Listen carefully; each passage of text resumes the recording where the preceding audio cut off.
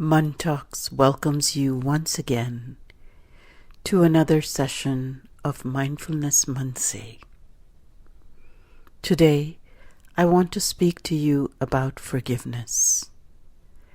I know this is a tender topic for many of us that could bring up past trauma.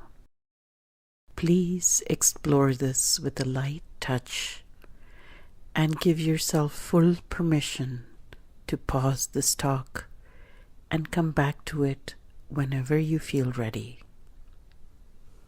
When I first started the practice of mindfulness and compassion, one of my teachers told me to first cultivate the practice of forgiveness.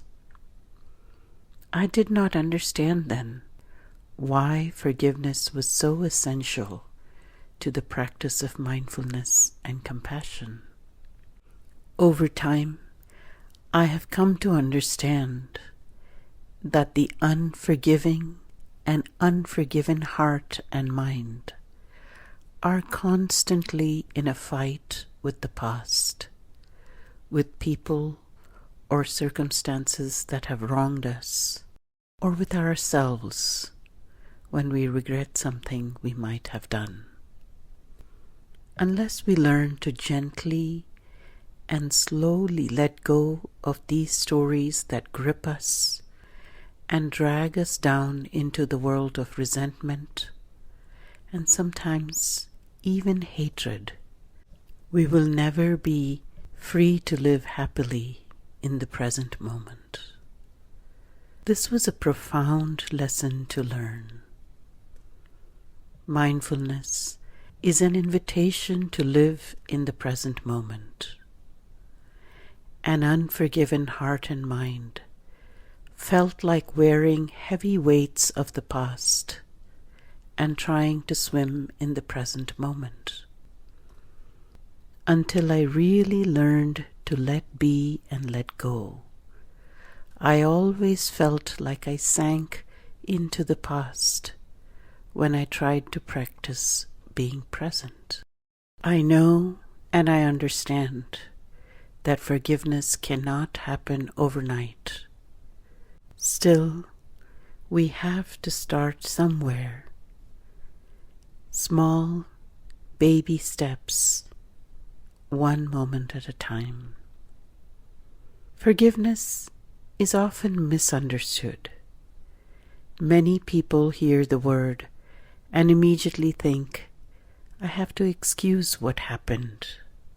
I have to reconcile. I have to forget. Or I have to stop hurting. But true forgiveness is none of those things. One of my meditation teachers invited us just to focus on one line repeatedly to really understand forgiveness. He said, forgiveness is letting go of the hope of a better past. Please let that settle in for a moment. I'll repeat it again. Forgiveness is letting go of the hope of a better past.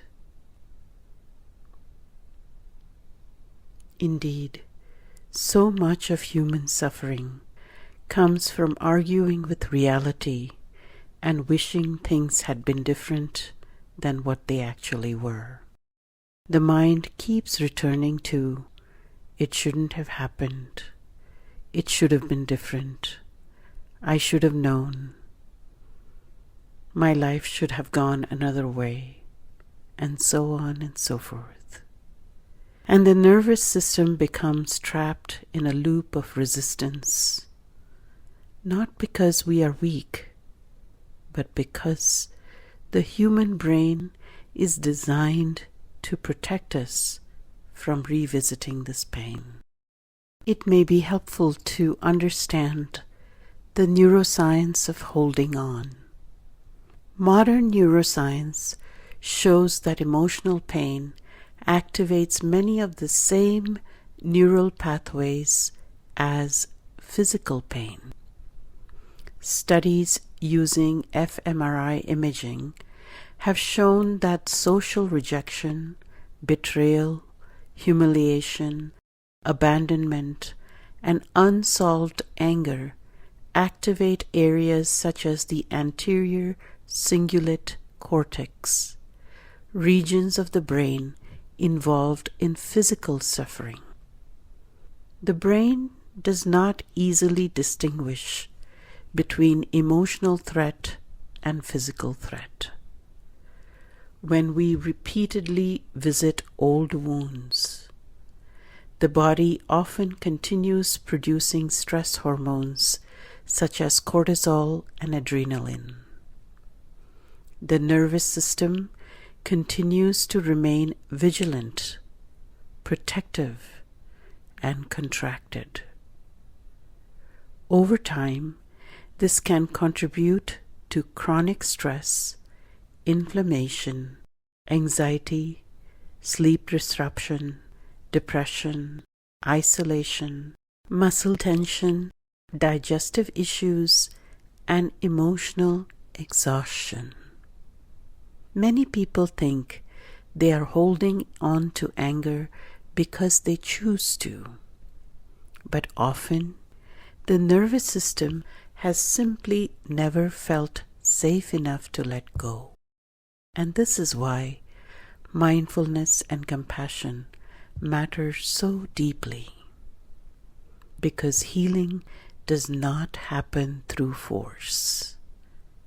Healing happens through safety, awareness, gentleness, and understanding.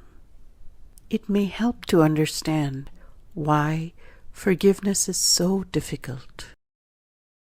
Forgiveness becomes difficult when we believe that letting go means saying the hurt was acceptable, or abandoning justice, or allowing the mistreatment to continue, or betraying ourselves.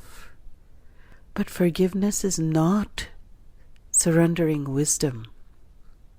Healthy forgiveness still includes boundaries of discernment, self-respect, and sometimes distance. You can forgive internally and never allow someone close again. You can forgive and still say, "That harmed me or hurt me. That cannot continue." Forgiveness is not about changing the past. It is about releasing the ongoing stories and the internal war with the past. Research shows that self-compassion is closely tied to forgiveness. Research by Dr. Kristen Neff has shown that self-compassion is strongly associated with emotional resilience, lowering anxiety and depression, creating healthier relationships, and offering greater psychological well-being. Many people struggle to forgive others because they have never learned how to forgive themselves. We often speak internally in ways we would never speak to another human being. This inner critic can often say, "I should have known better. I failed. I ruined things. I wasn't enough." These statements of self-blame can often continue quietly through the mind. But self-compassion research shows that healing accelerates when we replace harsh self-judgment with mindful understanding and kindness. Self-compassion is not self-pity. It is not avoidance of responsibility. It is the recognition that I am human. I was trying to navigate life with the awareness I had at that moment, and I did the best I could at that time. You can acknowledge that I was conditioned by fear, pain, family history, culture, survival patterns, and nervous system responses.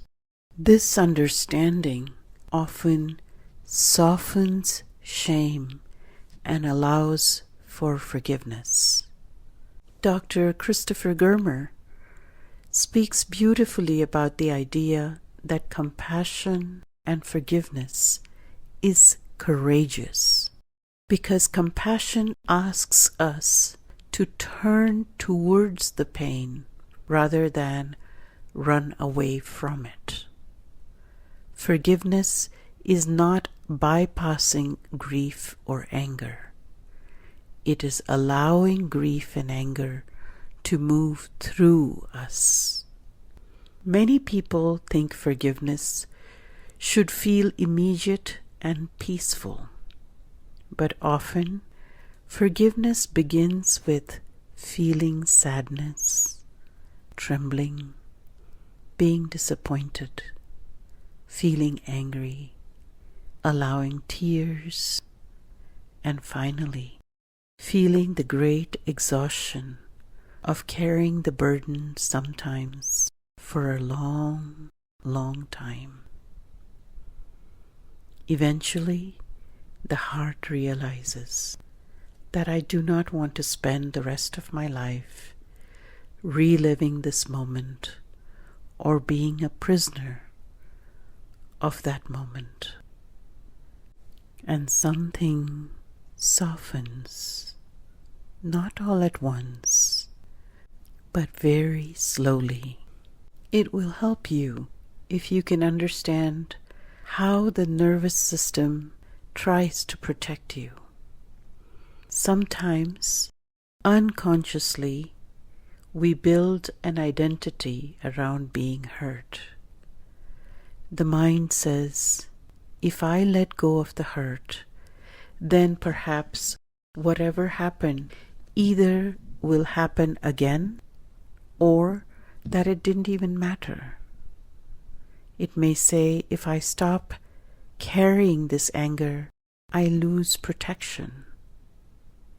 If I forgive, I may become vulnerable again to that same pain.